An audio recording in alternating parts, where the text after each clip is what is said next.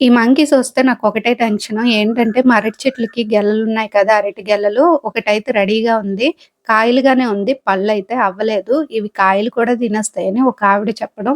ఇంకప్పుడు కానుంచి నాకొకటే tension. ఇవొచ్చేటప్పుడల్లాను check చేస్తూ ఉంటాను. ఇవొచ్చినప్పుడు ఎలా తెలుస్తదంటే నాకు, మాది పెంకుటిల్లు కదా! ఇంకా మీదకొచ్చేస్తాయనమాట.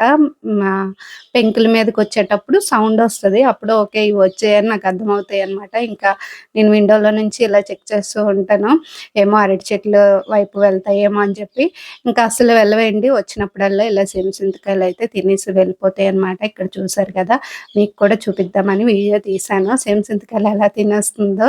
ఇప్పుడు సీజన్ కదండీ! చాలానే వస్తాయన్నమాట. ఇలా మంకీస్ వచ్చి తినేసి వెళ్ళిపోతాయి.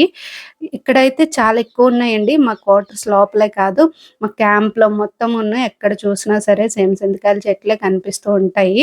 ఇక్కడ చూడండి ఎన్ని కోతులొచ్చాయో చూసారు కదా! దాని మీదున్నాయి. ఒక 5 అలా వచ్చాయన్నమాట.